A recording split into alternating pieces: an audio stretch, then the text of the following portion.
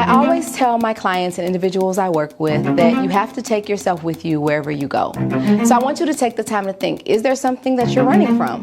The thoughts that come up late at night, the one thing that you would die if anybody found out, maybe some of your journal entries. On today's show, we have lots of brave individuals who are open to sharing their personal stories of emotional wounds that have impacted not just them, but their families. As you're watching, I want you to think about something. Are you ready and willing? 4 months since the mysterious disappearance of a local music video producer, Raymond Collins was last seen in Compton. And today, investigators are making a new push for help from the public. Eyewitness News reporter Leo Stallworth has the story.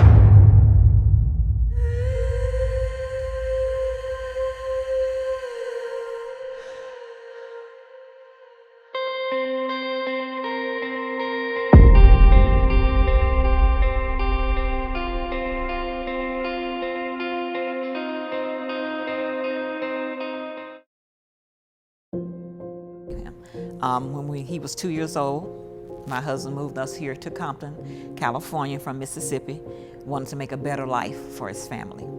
And that's what he has done all the while we've been here. It's been, 32 years now. And again, Ray was the type of person everybody knew. He got along with people. He was always adventurous. I remember one time, maybe he was about 9 or 10, we was going home for Thanksgiving. So we were traveling from LAX back to Texas, before we got to Mississippi. And we couldn't leave out that day because there was so much ice in Texas.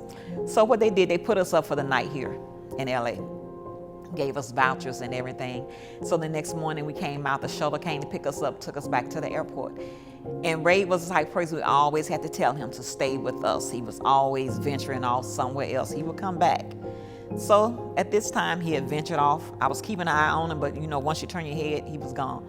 So I was like, where is this boy now? So okay, he's gonna get left, So about that time I looked up, he was coming, and it was cameras coming behind him with a bunch of people. And I told my husband, I said, oh my God, I don't know what's going on, what he done got into. But when they came to us, they said, your son told us about you guys' situation, so we want to hear about it. It was Channel 5 News, so they wanted to hear about it. I told them, talk to my husband. I was like, this boy, what has he? And went and got the people to let them know the situation that happened with us. And I guess it was at that time that I kind of knew that he was going to get into something like this with filming, But anyway, he was good at doing different things like that. He was good in school. And as he got older, he did venture off some ways, but we still kept our foot on him. Even though we lived in Compton, and the area we lived in was right between, they said, the Bloods and the Crips. He was never in a gang. I'm not telling you he never got in trouble, because yes, he did. But he was never in a gang. We lived in Compton about 20 years, and we moved to Chino, California, where we reside now. Been there 13 years. And when this happened to him, we was living there at that time. 30-year-old Raymond Collins Jr. has been missing for 4 months. Family members and investigators say his disappearance is a mystery. Detectives suspect foul play. We did search warrants on Mr. Collins' phone and his bank records, and there's been no activity from the date that he's missing. Somebody knows something, and they are concealing it, and we'd like to have our son back. He was, and I hate to say was, but we don't know yet. But they're telling us that he has been murdered. And you hate to think about that. I never thought that would happen. I never thought we would be in this situation, dealing with this, but it happens every day. Why not me? Why not us? But we're trying to deal with it. But as far as my son, Ray, when he was a child, he was one of the most sweetest kids, you would ever want to meet. Always having fun, always laughing, just as sweet, and had such a big heart. And we used to play a lot of sports together, did a lot of things together. But as they grow up, get older, they kind of like maybe shine away a little bit and want to do things their way. Then if you include all the peer pressure And everything that comes with growing up, there's always some issues. And, as he got a little older, we had some problems, but it was not enough the problems where that we can resolve them. Ray was the type of person that everybody knew, whether you were 99 or you were a small kid. And they would call him Ray Ray. That was the nickname that we gave him. He went to the film school because this is something that he wanted to do. He was there about 2.5 years. And he had learned a lot. The teachers that he had, they would always hook him up with these different celebrities. He met a lot of them when they were coming into town. He went to the BET Awards and all that. This led him to do his passion, something that he really wanted to do. And that's just who Ray was. He started going into this video. He wanted to get into that. And I supported him. He went to LA Film School. And he liked it. He said, Dad, I want to do that. I said, okay. And his mother and I, we supported him. And he wanted to film videos. I said, okay, well, can you, make a living off that? He said, Dad, I can do this, And so, like I said, we supported him.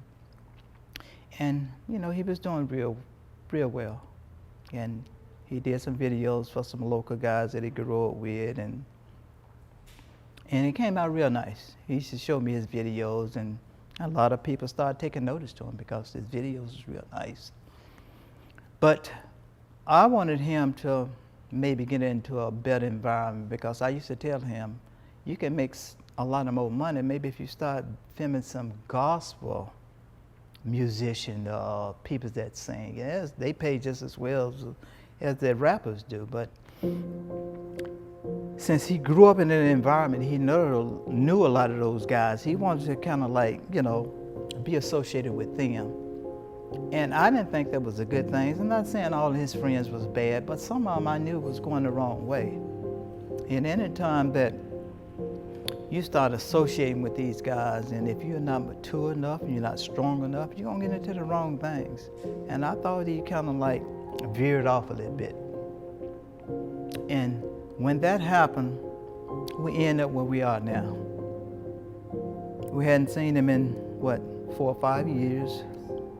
He's presumed dead. Nobody cares. His friends don't ask anything about him. And his family is stuck with all this pain and asking ourselves, what did we go wrong, or what we could have done? And I think we did everything possible, but that's life. We dealt with it. God has carried us.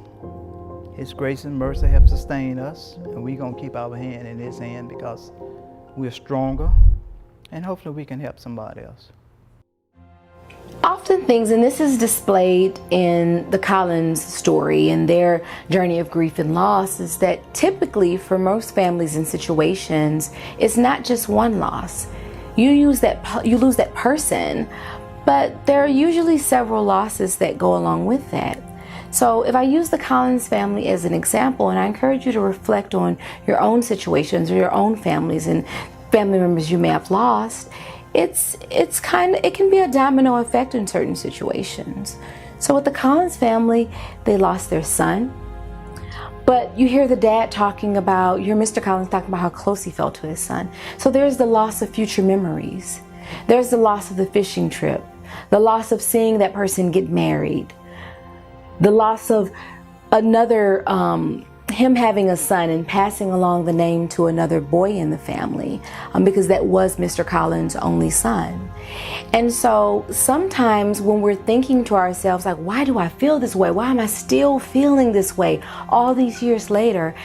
You might want to do some reflection on what was the domino effect of that loss. If someone lost their grandmother, it wasn't just grandmother, it might have been their go-to person. It might have been the person that held the family together. It might have been the person that they talked to when they were sad, the person that gave the good advice. If someone has lost a husband, it's not just the love of their life, it's a father to their kids. It's a family member. It's growing old together. It's walking their daughter down the aisle. And so oftentimes grief has several layers. And so when you're on your healing journey, I encourage you to sift through, what are some of those layers for you? For Mr. Collins, he was processing the fact that this was his only son. He had plans for his son and him, things that he wanted to engage in. And when his son was not found, or it hasn't been found, that means those dreams cannot come to fruition. Grief is really complicated. Give yourself permission to have your own grief journey without judgment. Collins' family last saw the aspiring music video producer leaving their home in Chino the night of February 16th. They say he went to meet with friends in Compton. The moment that this happened to him, we do know that he was en route to Compton. He was here talking with someone that he was going to be doing a video for later in that week. And as far as we know, that was the last person that was with him at 2 o'clock in the morning when my son dropped him off at home. To back up just a little bit, that Sunday evening, we had came home from church prior to that Friday, and our son was at home, just going about his routine, getting ready to go to meet up with some of the people there in Compton, up in the LA area. And he told me that he was gonna be busy that week filming. He had to pick up a producer from the airport that was coming in from Texas, which was one of his mentors that helped him a lot in guiding him on how to go by doing this, you know, the pricing and everything. And he had actually helped to film some of the videos with this producer. And so he had left, and that Monday came, that Tuesday, that Wednesday, and a lot of times we would hit and miss. Like, he was coming in when we were going to work, and when we come from work, he was gone. So that went on for a couple of days or so. And as my husband said about texting him and everything, I had did some of the same, and we hadn't heard from him. That really wasn't too unusual, because a lot of times when he was working in the studios, he didn't like to be bothered. We were just glad he was working. And so by us not getting in a return call, this is what we thought was going on, and that he was coming in when we were out. And when that Friday came, as my husband stated, and this is what we came to, that was when it really changed, because that's when we knew something was wrong. I had took it upon myself to call the phone company. I really don't know what led me to do that, just to check to make sure that his phone was working. And they went to check, and when they came back, the young lady said, there hasn't been any activity on your son's phone since Sunday, and now this was Friday.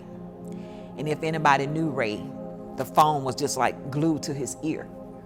So to hear that, that was very disturbing, because he was always on the phone, always. That's how he, handled his business. I said, but something ain't right. I don't know what it is. Something ain't right here. And she said, well, I said, when the last time you talked to him? She said, well, I hadn't talked to him, but I thought she had talked to him. But she said she didn't. And I like, didn't you talk to him earlier? She said, no. I said, well, talk to one of the girls and see that they talked to him. And so the girls said, no, they hadn't talked to him either. So I said, well, something ain't right here. I went to the church, and we eventually called the sheriff. The sheriff came out, took a police report, and they said, well, we're going to find him, Mr. Collins, don't worry. So they took a police report, but they never did find him. Investigators say when Collins left a friend's home at Alondra and Wilmington, he disappeared. His car was found abandoned a few blocks away in the 400 block of Raymond Street. We have a witness that observes a male exiting the vehicle and walking eastbound on Raymond Avenue out of view. Detectives do not know who got out of Collins' car. The city of Compton is now offering a $10,000 reward for information to find him. And here we are today, exactly. And that's, like I said, almost been 5 years from that date. Once we were all at the church, and family was at the church, and we just began to tell them what we had just found out or come to realize something was wrong, everybody got together and started working. That's our church family. We've been with them over 30-some years, and it was just a blessing just to be there with people that knew you, that loved you, that knew him from 2 years up. And for us, when that Friday, when we heard all that, it was to end up doing a police report, it was just surreal. The Collins family's grief and loss journey is extremely unique because they're experiencing something that Pauline Boss defines as ambiguous loss. Ambiguous loss is very different than traditional grieving in that you don't know if the person is dead or alive. There is no death verification. In addition, there is an uncertainty if a person will return, And if they do return, will they return the same person that you knew?